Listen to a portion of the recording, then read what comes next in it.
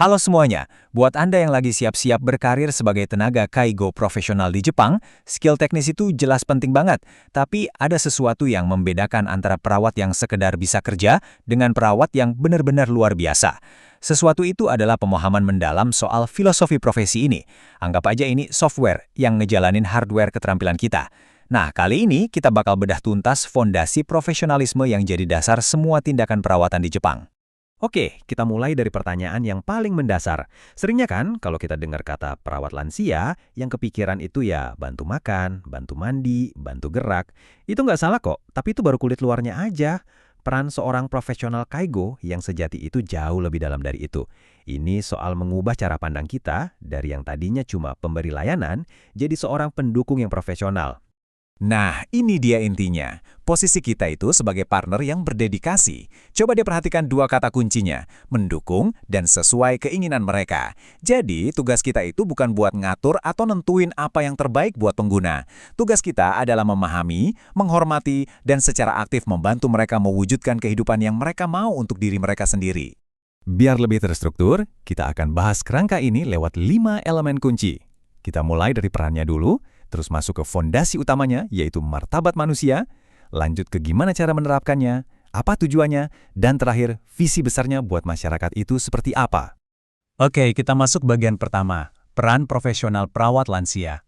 Seperti yang tadi udah disinggung, ini bukan soal bantuan fisik sesaat, tapi tentang memberikan dukungan yang punya tujuan dan terstruktur. Ini adalah sebuah profesi yang landasannya itu filosofi yang jelas dan kuat. Sekarang kita masuk ke jantungnya, konsep paling fundamental dalam dunia kaigo di Jepang, martabat manusia. Ini bukan sekedar konsep etika biasa ya, ini adalah prinsip yang, wah ini harga mati, nggak bisa ditawar sama sekali. Setiap keputusan, setiap tindakan yang Anda ambil nanti harus berakar dari prinsip ini. Jadi, apa sih sebenarnya martabat manusia itu? Gampangnya gini deh. Ini adalah pengakuan bahwa setiap orang, nggak peduli umurnya, kondisi fisiknya, atau bahkan ketergantungannya sama bantuan kita, adalah individu yang utuh, unik, dan berharga. Artinya, yang kita lihat itu manusianya dulu, bukan penyakit atau keterbatasannya. Yuk kita bedah satu-satu. Menghormati individu itu artinya hal simpel seperti memanggil mereka dengan nama yang mereka suka, bukan pasien kamar 3. Melindungi hak asasi itu berarti mereka punya hak privasi, informasi mereka rahasia. Menghargai cara hidup itu berarti kita yang coba beradaptasi dengan ritme hidup mereka, bukan kita yang maksa mereka ikut jadwal panti. Poin utamanya adalah butuh perawatan itu bukan berarti kehormatan dan jati diri seseorang boleh direnggut. Oke, fondasi martabat manusianya udah dapat. Terus, gimana cara kita menerapkannya sehari-hari di lapangan? Nah, jawabannya ada di pilar berikutnya, mendukung pilihan dan kemandirian. Disinilah kita harus sadar betul, siapa sih aktor utama dalam cerita ini? Kalimat ini, wah, ini harus banget kita pegang. Aktor utama dalam cerita kehidupan pengguna, ya pengguna itu sendiri.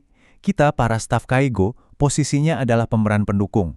Peran kita itu untuk memfasilitasi, memastikan si aktor utama ini bisa memainkan perannya dengan baik. Bukan malah kita yang ngambil alih panggung dan nulis ulang skenario hidupnya. Dan slide ini nunjukin contoh yang pas banget.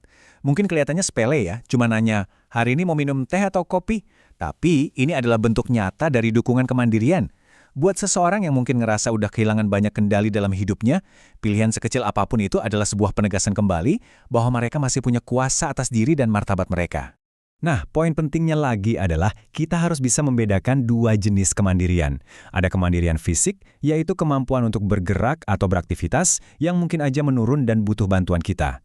Tapi ada juga kemandirian mental, yaitu hak dan kemampuan untuk memilih dan memutuskan sendiri. Nah, yang satu ini harus kita jaga dan hormati sepenuhnya, apapun kondisi fisik penggunanya. Baik, kita sudah punya fondasi martabat, sudah kita bangun pilar kemandirian. Terus, buat apa ini semua? Apa sih goal akhir yang mau kita capai? Jawabannya adalah peningkatan kualitas hidup, atau yang biasa disebut QOL, Quality of Life. QOL itu bukan cuma soal, badannya sehat, nggak sakit. Jauh lebih dari itu. Ini adalah konsep yang utuh, mencakup kesehatan mental dan kepuasan batin. Pertanyaan besarnya adalah, apakah pengguna merasa bahagia? Apakah mereka punya tujuan atau ikigai, alasan buat semangat bangun pagi? Apakah hidup mereka terasa berarti? Nah, mencapai kondisi inilah yang jadi tujuan akhir dari perawatan profesional. Coba deh, lihat gambar ini. Ini contoh QOL yang nyata banget. Perawatnya bukan cuma mastiin si pengguna aman, tapi dia mendukung pengguna buat melakukan hobi yang disukainya, yaitu berkebun. Rasa puas waktu lihat tanamannya tumbuh, rasa bahagia waktu metik hasilnya, nah itulah inti dari kualitas hidup yang tinggi. Oke, sebagai penutup, kita coba lihat dari kacamata yang lebih luas. Kita bergerak dari level individu ke level masyarakat. Konsep ini namanya normalisasi. Ini adalah sebuah visi besar yang menyatukan semua prinsip yang udah kita bahas tadi jadi sebuah tujuan sosial. Jadi, normalisasi itu semacam cita-cita besar. Cita-cita di mana kondisi butuh perawatan itu bukan berarti harus terasing dari dunia luar. Ini adalah ide bahwa setiap orang, apapun kondisinya, punya hak buat menjalani hidup yang wajar dan normal. Bisa pergi belanja, naik transportasi umum, nikmatin taman kota sebagai bagian dari masyarakat yang setara. Tujuan normalisasi itu ya untuk mengubah sebuah realita. Dari yang mungkin terisolasi di dalam fasilitas, jadi pemandangan yang biasa dan menyatu dengan masyarakat. Seperti gambar di kanan, di mana seorang lansia bisa ikut antre nunggu bus bareng komuter lainnya. Ini semua tentang integrasi penuh ke dalam denyut nadi kehidupan masyarakat.